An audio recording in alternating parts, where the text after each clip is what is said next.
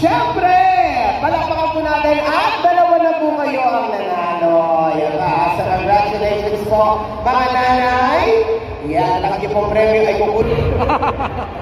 Joke lang po na yan. Ayan. At syempre, sa mga pagkakataon ito, tayo po ay formal lang magsisimula sa ating pong programa. Kaya mga ng distrito sino, palakpakan po natin, Councilor Felix Espiritu.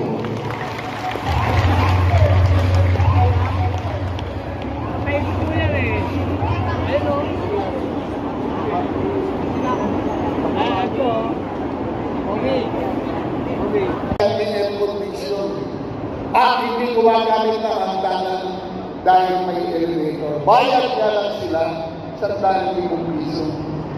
Samantala, ang mga batang Maynila na nag-aaral sa Manila Science High School, walang bayad. Hindi nila pawisan dahil may air condition ng kwarto.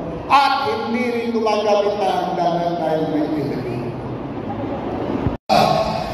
Ang pumunta lamang nun yung sakit, no? At nag-lockdown. Nung mag-lockdown, sarado lahat ang factory. Sarado lahat ang establishmento. Sarado lahat ang restaurant, pati malls. Sarado. Nawalan na ang taong bayan. Nawalan ng trabaho ang mga batang Maynila. Magugutom ang mamamayan ng lungsod ng Maynila. Anong ginawa ni Yorme? Immediately nagpagawa ng mga food boxes. May bigas, dilata, asukal, kape.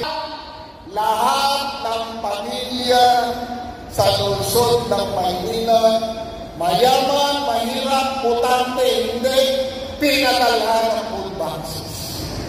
Ayaw ni Yorme na mga batang Maynila ay magugutom. Ayaw ni Yorme na ang pamilyang taga-Maynila ay magugutom. Si Yorme lang ang magugutom. Ganon tayo inalagaan ni Yorme ng panahon ng pandemic. Sa kabila noon, hindi rin niya pinabayaan ang pag-aaral ng mga batang Maynila. Nakita niyo ba yung Manila Science High School?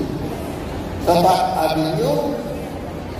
Pinatayo niyo may 10-story building. May elevator, may air condition.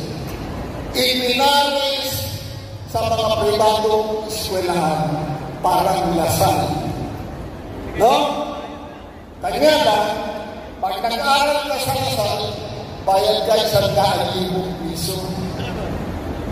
Yung ang nangyari kay mong yung bangko. Kay Saint Laureano. No? Si Hiso, puro nag-aaral sa kasal. Hindi pinapawisan tayo ng condition. At hindi gumagamit ng hangganan dahil may elevator. Bayad nga lang sila sa 1,000 piso. Samantala, ang mga batang Maynila na nag-aaral sa Manila Science High School, walang bayad. Hindi rin pinapawisan dahil may air condition ng kwarto. At hindi rin gumagamit ng hangganan dahil may elevator. Siyon nila ang bumuhay niya. Maraming nagdaan alcalde sa lungsod ng Maynila, walang bumuhay. Pinatayo rin niya yung Rosario Almario Elementary School sa Tondo. Ginawa rin 10 palapag, may air condition at may elevator. Ganon din ang ginawa niya sa Sampalok Justo Albert Elementary School. Ganon din ang ginawa niya sa Ramon Magsaysay High School. Ang pangarap ni Yorme, ang lahat ng eskwelahan pampubliko sa lungsod ng Maynila ay gawin ganyan. May air condition ng mga bata, hindi na mapapawis. Si Yorme lang ang gumawa. Walang ibang alkalde ang nakagawa niyan.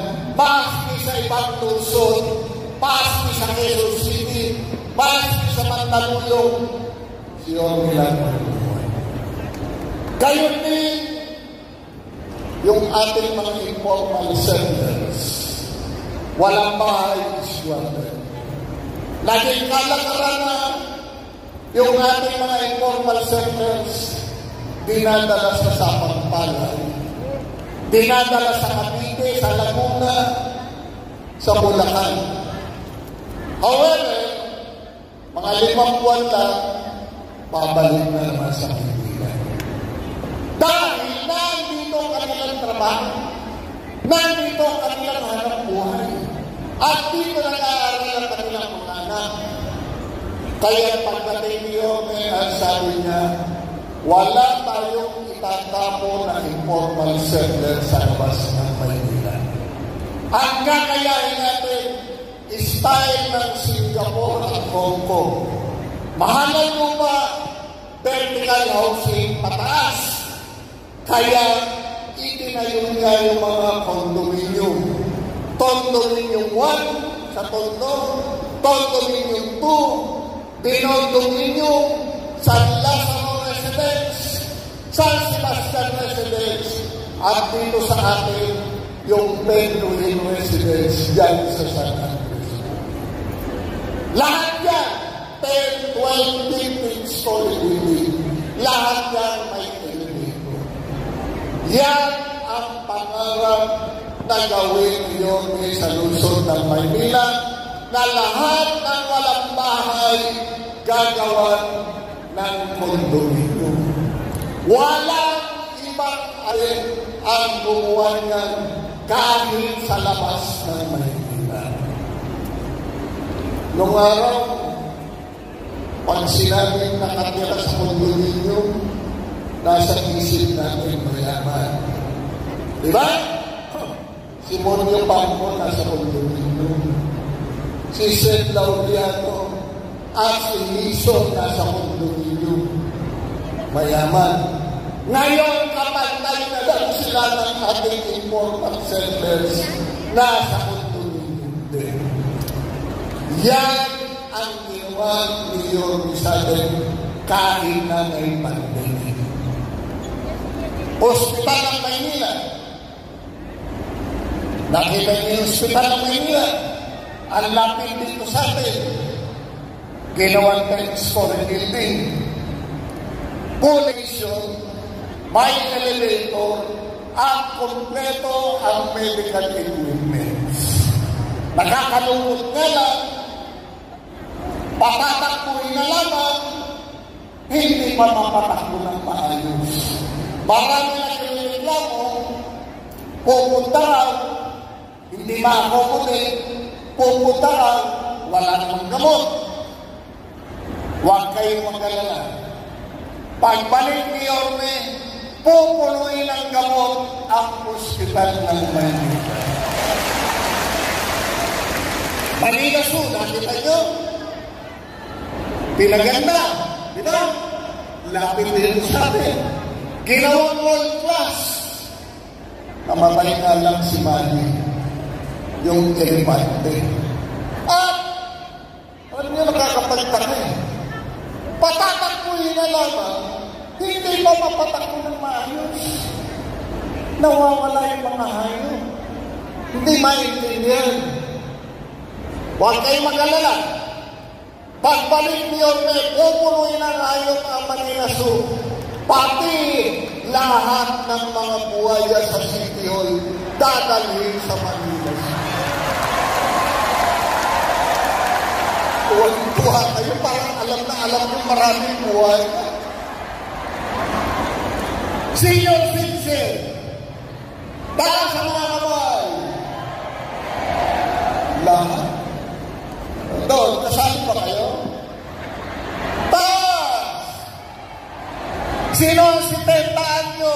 70? Marami pa rin. 75? Marami pa rin. Ito mga kabatsi, Si Consial Espiritu po, si Taytay Sigula. Malakas pa na, sumisipa pa. At nakakadalwa pa. Yabang na lang. Yabang na lang.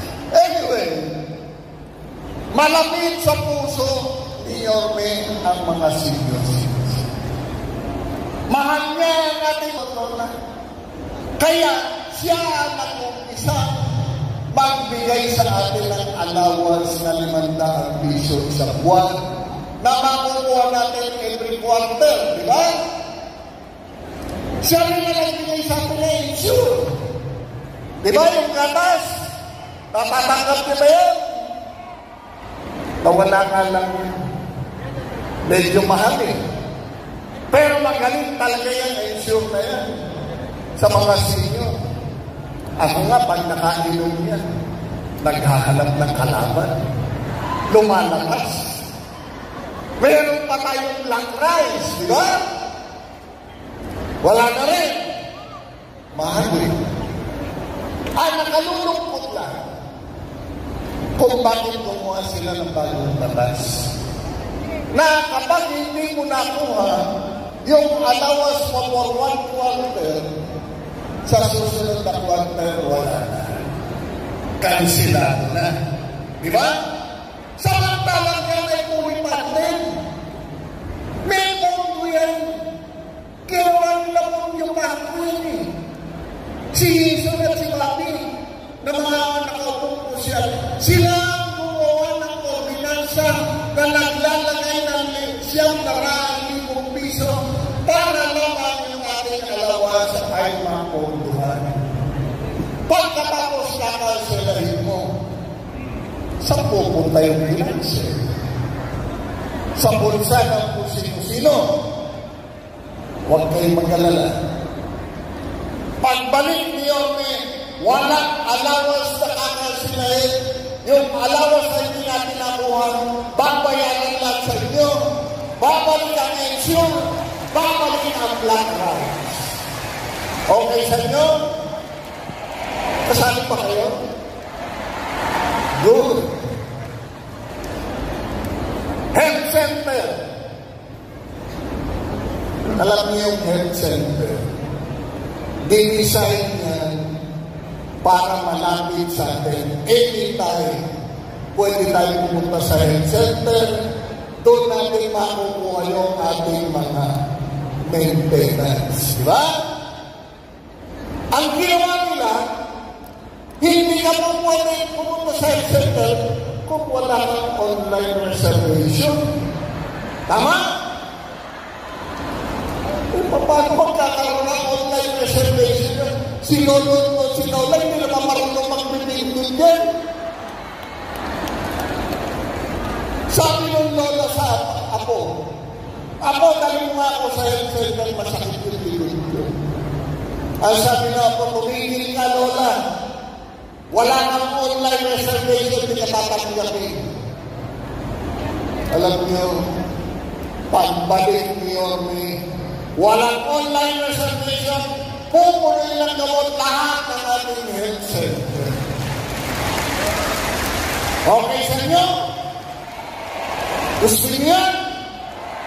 Gusto niyo bumalik? Kayo? Gusto niyo bumalik si Yorme? Bigyan natin siya ng kakampi. Bigyan natin siya ng katulong para maging madali ang kanyang trabaho. Kailangan bigyan natin siya ng busy alkalde. Di ba? Ang ating busy alkalde, walang iba kundi si Chief Andresa. Taga San Andres Bukid. Kasama natin sa distrito, anak ng dating alkalde Lito Andresa. At yung batang yan, magandang babae. Magaling journalist, lumalabas sa TV broadcaster. Diba? Sayang naman, malaki ang trabaho ng busy alkalde. Ang kailangan ng busy alkalde, may utak at galing. Di ba? Taglay yan Mickey at Jason. Pwede ba natin tulungan? So, if nagsisilip ng distrito, takapyan na natin ni si Alcalde, siya tayo sa siniyo. Pag pumunta tayo sa opisina ng si Alcalde, ilagay nyo taga-silip ng distrito ka, pero sa kayo hindi pa. Kaya bakit kayo pumoto na iba? Diba? Huwag yung bibigyan ng boto yung kalaban niya. Hindi yan taga-silip distrito. Diba? Pwede! Lahat kayo! Tutulong kay G! Kasama kayo? Yun.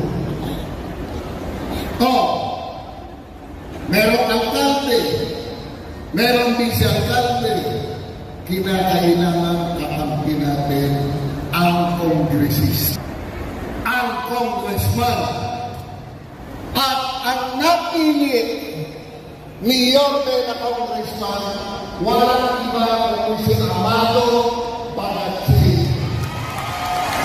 Kinala niya, di ba? Nabasay niya. Ha? Kasi nagbabaka-baka. Yan ang kabahan. Di ba? Yan ang tanging samahan na lagi natin pinatakbuhan na tayo ay may sabi.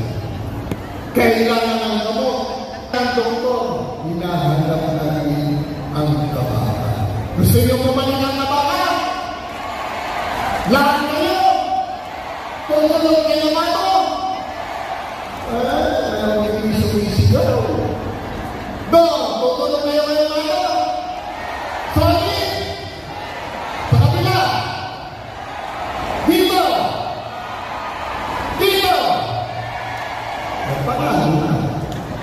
Panalo. Ako na. Tulog. Ha? Pwede, Samado. Kalimutan nyo na yung chick. Mumbai na lang. Pwede mong magpapayos. Solid tayo, ano na chick? Move! Alam niyo tayo mga senior, mga lolo at lola, tayo ang hari sa bahay. Diba? Tinalaman na natin ang ating mga anak. Tinulungan natin ang ating mga apo. Huwag yung parang natin yung corona yun. Dapat sinabi ni lolo at ni lola, itong puro lahat sa bahay kailangan sumunod. Diba? Meron tayong alkalde. Meron tayong kongresista si Amado Bagachi. Kailangan meron tayong anim na konsihal.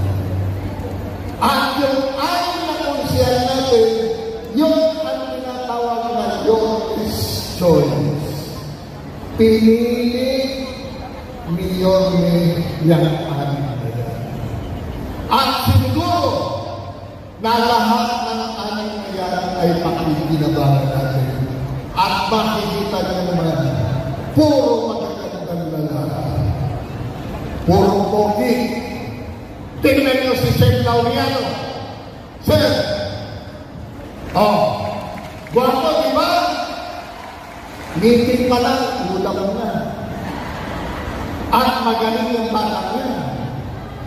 Nag-aaral bilang Luis Doktor. Kumukuha ng abogasya. Kailangan natin sa museo yung katulad ni Sen Laureano na may utak at galing.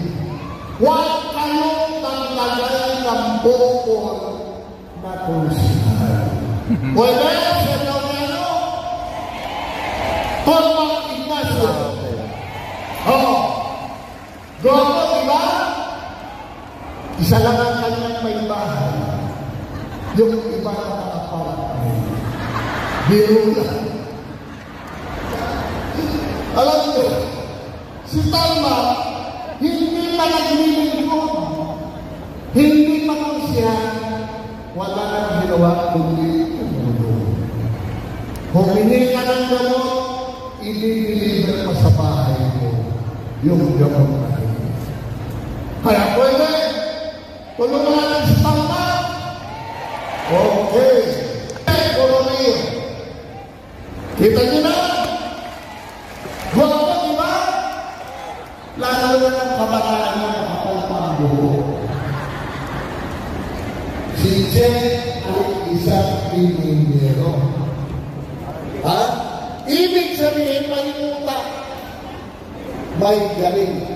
Matagal ng konsihal.